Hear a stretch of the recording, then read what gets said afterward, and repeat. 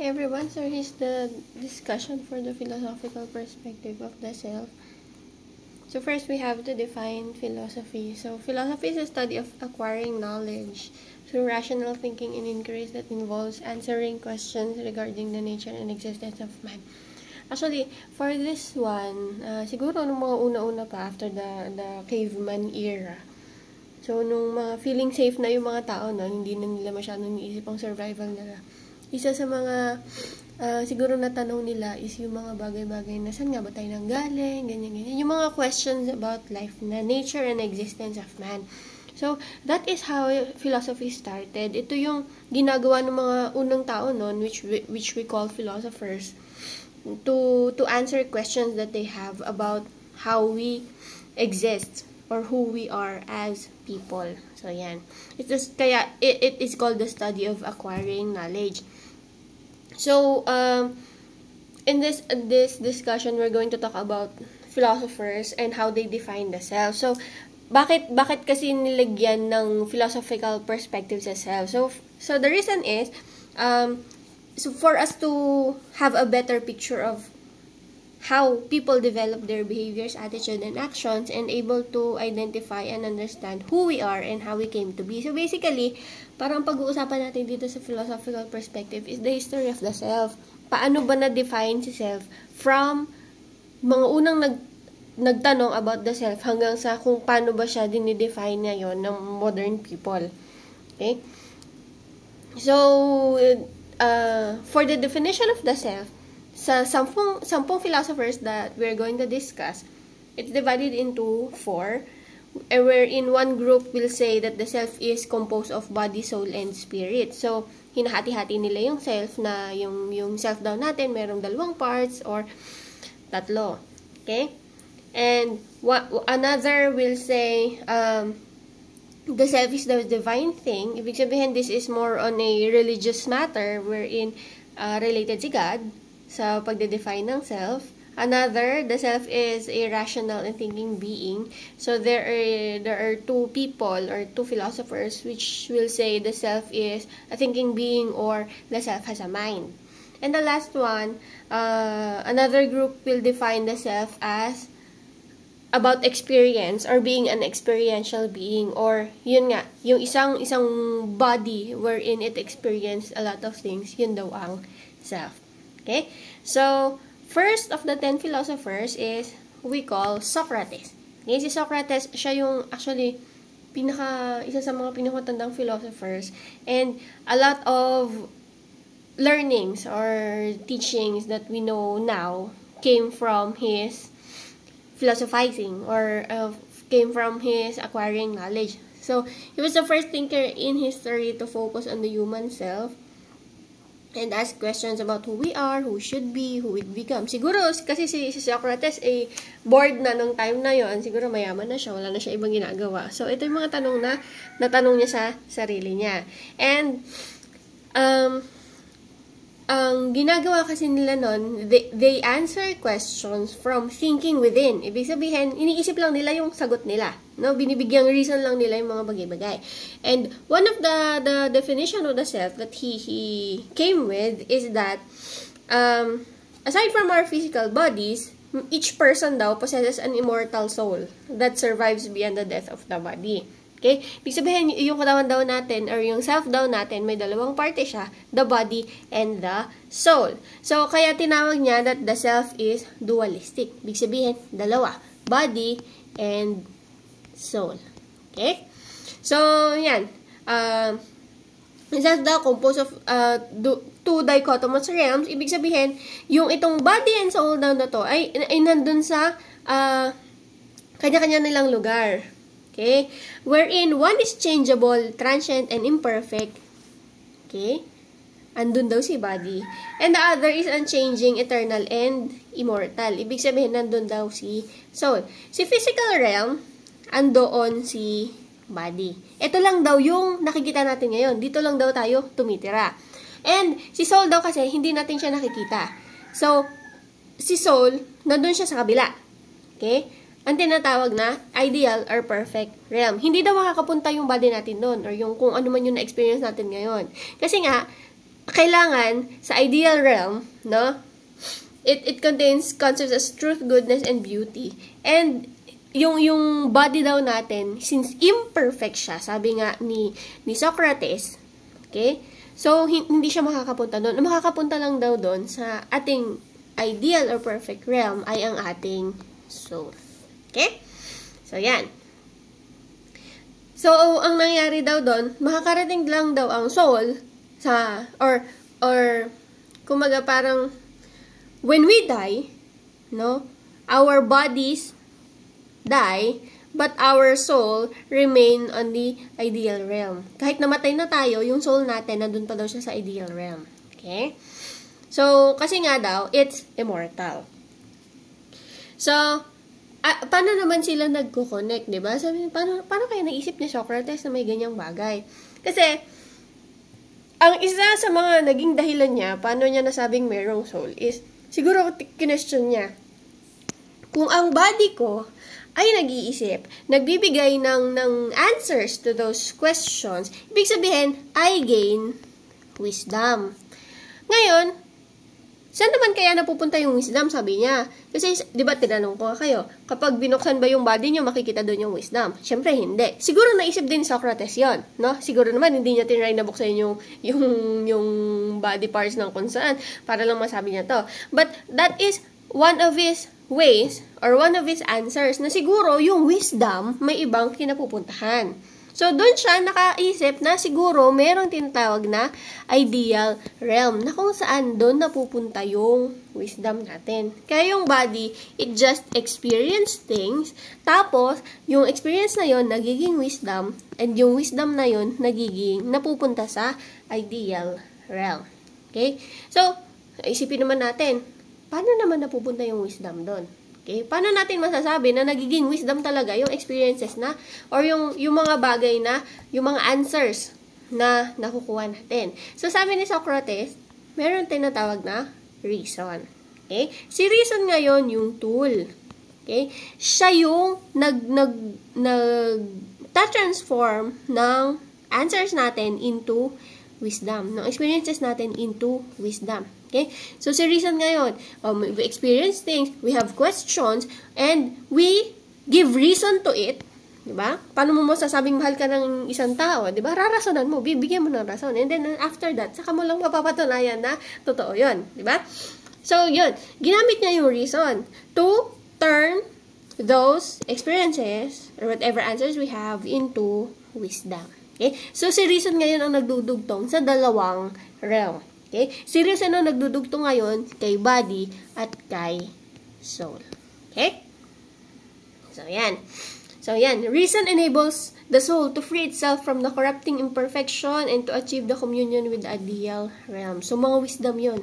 Yung reason ang nagbibigay ng wisdom na na-experience natin papunta sa soul. Okay? Now, because of that, dami-dami niya ng tanong, no? He made it his lifelong mission to know thyself or to examine the self, no? Kasi sabi nga niya, kapag hindi ka daw nag-isip, kapag hindi ka nagtatanong about sa sarili mo, your life is not worth living. So, yan ang ginawa lang ni Socrates, no? Nagtanong, and then he tried to answer his question. So paano naman niya ina-answer yun? Well, syempre, nung unang panahon, wala pang libro. Actually, he's one of the first teachers.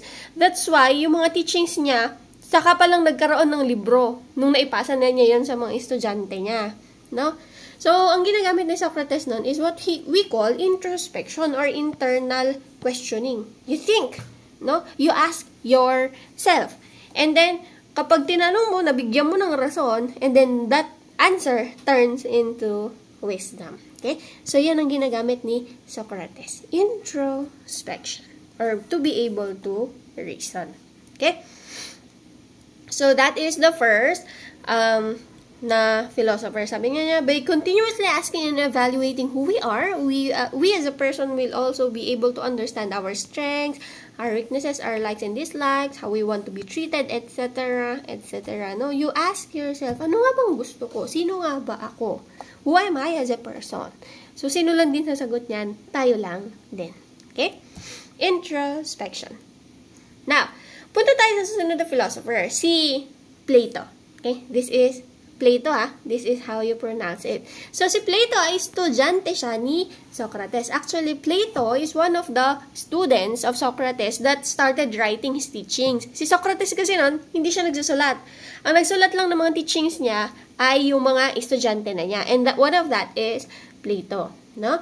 And syempre, kung ano yung tinuturo ng teacher, syempre yun din yung paniniwalaan. And just like Socrates, Plato believed that the self is dualistic. Ibig sabihin, may body and soul din daw tayo, which is the body is the imperfect one, soul is the perfect one, and then nandun sa physical realm yung isa, body, and then sa ideal realm yung isa. May dinagdag nga lang siya. No? He divided the soul into 3 parts. So, may 3 parts daw yung soul natin. So, rational, spirited, and appetitive. And, sabi niya, goal daw ng body is to fulfill the needs of this soul. No? So, goal ng body to do things para ma-fulfill yung mga parts ng soul na yan. Okay? Sabi pa niya, he emphasized that the 3 parts of the soul must be working harmoniously. Ibig sabihin, hindi dapat sila nag-aaway-away. So, first, define muna natin ano ba pagkakaiba-iba ng tatlo. So sabihin natin, ayan, may 3 parts ng soul. O, ayan, soul. Kunwari yan. No? So, first one is the rational soul.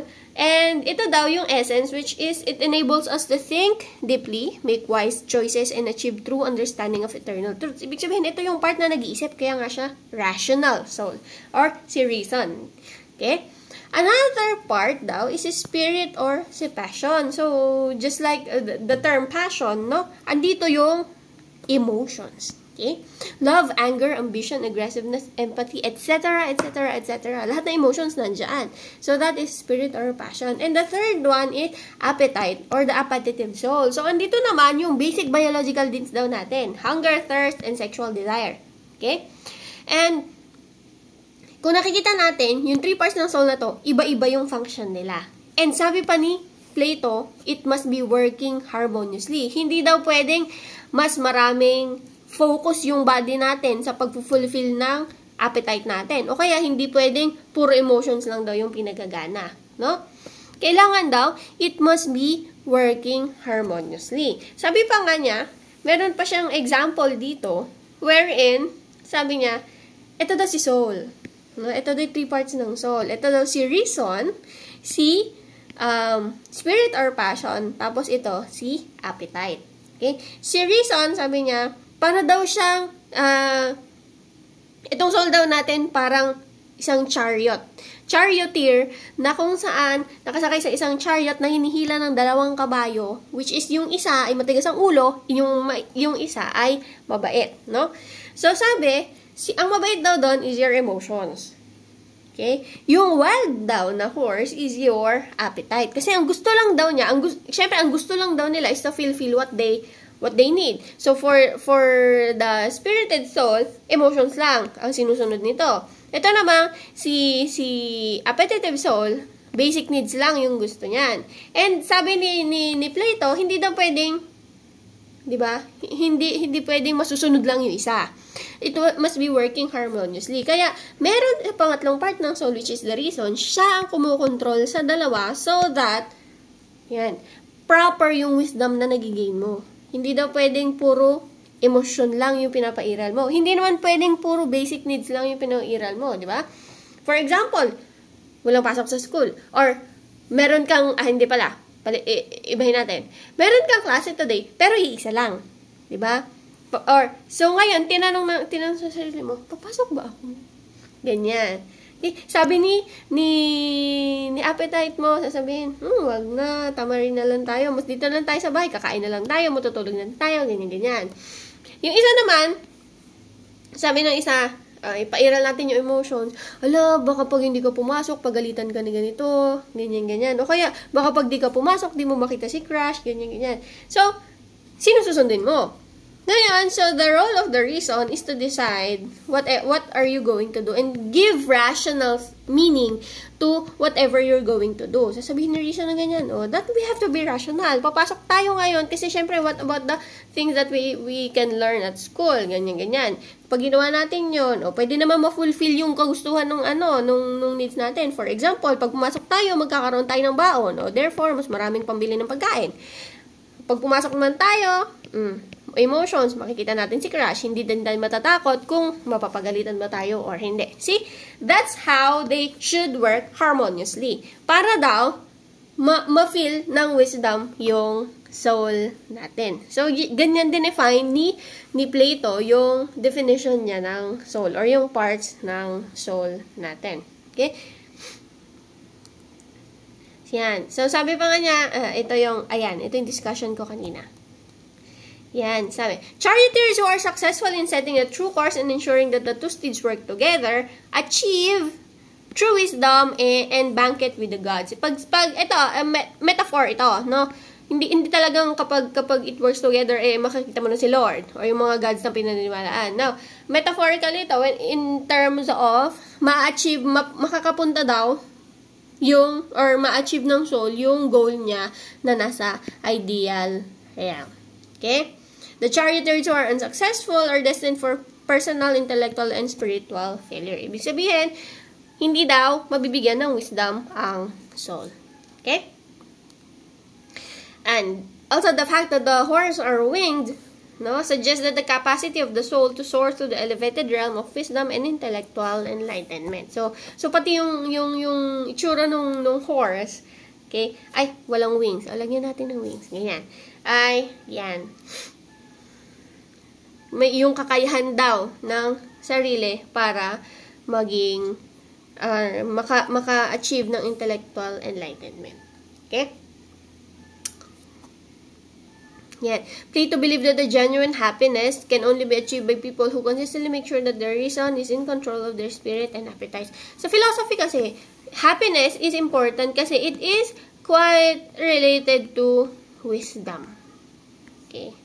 So, genuine happiness or wisdom. So, that's Plato. Okay? Next, punta tayo kay St. Augustine.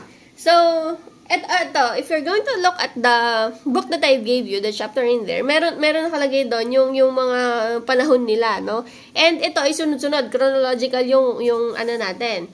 So, St. Augustine, yan. Nung time niya kasi, meron na si Plato at si Socrates. Ngayon, una, sabi niya, the self is a great mystery. Siguro kasi nung panahon yun, hindi nila masyadong ma-define si self. So, sasabihin niya that the self is mysterious. Ngayon, syempre, just like what we do now, yung mga learnings na meron, yung mga teaching na kung sino, kumakalat din yan, no? Tapos natututunan din yan ng ibang tao. And after that, he encountered the definition of the self by Socrates and Plato. And doon niya nasabi na, totoo nga, dualistic nga yung self that is divided into body and soul. And because he is a part of the Christian community, diba? Saint nga siya, no? Ay binigyan niya ng another meaning yung how the soul achieves its true purpose. So, naniwala siya na may body tayo, no? And naniwala siya na may soul din naman tayo. Pero ang iniba niya, ay ang konsepto ng soul, di ba? Kay Plato at kay Socrates, ang goal ng soul is to fulfill itself with wisdom. But ito, sabi niya, tapos kapag si soul ay napuno ng wisdom, 'di ba? Andun siya sa ideal realm, ganyan, no? Pero kay Saint Augustine, immortal souls striving to achieve union with God through faith and reason. Ibig sabihin, si soul daw ay nandun sa lugar ni God. Okay? Si soul ay ang goal na ay makapunta sa lugar ni God. And ginagamit natin yung body natin na ma-fulfill yung purpose ng soul through faith and reason. So, aside from reason, dinagdagan na niya yung faith or paniniwala sa Panginoon. No? So, yun ang dinagdag niya. Binigyan na ng twist na kung saan kailangan daw nating magkaroon ng faith sa ating Panginoon, and we use our experiences, we give meaning to our experiences through reason. Siyempre kasi, siya ay on the Christian side or Christian perspective kaya nagkaroon ng konsepto ni God. So, kaya siguro siya yung unang nagsabi, di ba? When I ask you about how do you define the soul, may kaluluwa ba kayo, may soul ba kayo, no? And when we say yes, kasi yun ang teachings ng ating simbahan, no? And maybe it is because of the concept of Saint Augustine. Kasi si Saint Augustine, he may be the first person na nag-conceptualize ng ganito. Diba? Sabi pa nga natin na kapag hindi daw tayo pag wala daw tayong faith, ay hindi tayo makakarating sa kinaroroonan ng Panginoon. Diba? So, ayan. He's the first one to give that meaning of the self. Okay? Sabi pa nga niya, this metaphysical frameworks, no, na-justify daw yung Christian beliefs na merong goal ang isang tao with God, no? Dahil dun sa concept ni Plato na yon na may body and soul, nagkaroon ng justification na yung goal, yung merong soul at ang goal niya ay, ayan, to be with God through faith and reason. Okay? Sabi pa nga niya, the purpose of the self must continue to search for the truth in order for the soul to be rested in communion with God. So, yun nga. He believes that the soul which is changing in time but inchangeable in space occupies a middle position between God, who is totally unchangeable, etc., etc. Okay? So, yun. That is Saint Augustine. Now, punta tayo din sa kay René Descartes. Actually, this is the last philosopher na possible na naniniwala sa concept ng body and soul. Pero mamaya natin i-discuss yung body and soul concept niya, no? René Descartes is a mathematician, no? He is the one who created this, yung may ganyan-ganyan, the Cartesian plane. Ayan. Ayan, Cartesian, no? René Descartes. Okay? So, he is a mathematician. And aside from using the concept of body and soul, so that's the definition of the self, he was more concerned with understanding the thinking process of people. No? Mathematician nga siya. So mas gusto niyang bigyan ng meaning yung pag-iisip ng tao when it comes to the concept of the self. And for him, no, the great thinkers before him had that the human ability to reason constitutes the extraordinary instrument we have to achieve truth and knowledge. So, ito pa rin. When we think, we can reason. And then when we can reason, we can achieve truth and knowledge. So, yan yung concept na gusto niyang, na gusto niyang pag-aralan. Sabi niya, he wanted to understand the nature of our reasoning process and understand its relation to the human self. Kaya sabi, diba, isipin natin, mathematician, tapos may concept ng self. So, yun. Siyempre, kailangan daw hindi nililimit yung knowledge sa kung ano man yung trabaho niya. Okay? So, he's convinced that to develop the most informed and well-grounded beliefs about human existence, we must need to be clear about the thinking instrument we are employing. For if our thinking instrument is flawed, then it is likely that our conclusions will be flawed as well. So, sabi nga, di ba, we are thinking beings. So, kailangan daw, yung the way we think, the way we answer, kailangan daw ay well-grounded. Ibig sabihin, talagang pinag-isipan. And we really used our minds, ourselves to think, to be able to come up with the answers for the questions that we have. Okay? So, sabi niya, in order to attain knowledge, okay, we need to use our own thinking abilities to investigate, analyze, experiment, develop our own well-reasoned conclusions supported with compelling proof. Sabi niya, in order for you to attain whatever answer you need na masasabi mong totoo, Okay? You have to commit yourself to systematic doubting. Okay? Ibig sabihin, huwag ka daw basta-basta naniniwala sa mga bagay na sinasabi sa'yo. Pag sinabi sa'yo yung langit ay kulay blue, huwag ka daw basta-basta naniniwala. You have to, you don't simply accept it without questioning it, no? And the only way for you to achieve that answer, to be clear, should be well-reasoned yung conclusions mo. So, anong gagawin mo? Babalik ulit tayo dito. You investigate, analyze, experiment, etc., etc., no? You always doubt. And then, you introspect. So, ito, pasok na naman yung introspect, no? Questionin mo muna, and then, you think about it. Only then, kapag napatunayan mo, only then that you believe. Okay? Doubting and trying to make sense of it with reasoned conclusions, according to Descartes, is the only way for a person to develop beliefs that are truly yours and not someone else's. No? Kung maniniwala ka man sa iba, kailangan daw i-make sure mo na paniwalaan muna yon ng sarili mo or mapatunayan muna yon ng sarili mo. So, paano mo gagawin yon? You doubt and you think. Okay? So, for him, if you are not willing to question all of that you have been asked to accept on certain things and ideas, then you will never have the opportunity to construct a rock-solid foundation of your beliefs about the world and personal philosophy in life. So, parang ito yung sinasabi niya na kapag ikaw daw ay naniwala lang sa sinasabi ng iba, ibig sabihin daw, yung belief and philosophy mo are base sa ibang tao, hindi base sa iyo. No? Pag tinanggap mo lang basta-basta. So, you really have to think about it. No? Pag may sinabi sa isang tao, bago mo paniniwalaan, ay i-doubt mo muna, patunayan mo kung totoo, and then only then na kailangan, only then na saka mo siya gamitin. Okay? And that's why, no, he created his most famous line in philosophy, which is cogito ergo sum, I think, therefore I am. Kasi ito yan. Nung tinanong daw siya, since ang konsepto natin ay self, tinanong na, about his concept of the self, sabi niya, the self is the only thing that you can't doubt. Ibig sabihin, ito lang daw yung hindi mo pwedeng questionin kung nag-e-exist talaga. Siyempre, pag dinout mo siya, may concept ba talaga ng self? Ganyan. So, sabi niya, hindi mo lang pwedeng i-doubt ang self.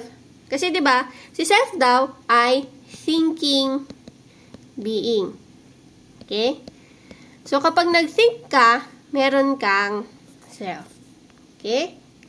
Ngayon, as a process of thinking, di ba, andyan si doubt. A process of thinking, doubt is a process of thinking. Di ba? So, hindi mo daw pwedeng i-doubt, hindi mo pwedeng questionin yung self. Because the act of doubting the self itself, di ba, proves that you have a self. Kasi kapag ikaw ay nag-isip, ibig sabihin, bago ka makapag-isip, ikaw ay kini-question mo kung totoo nga ba yon. And kapag question mo yon, you started thinking.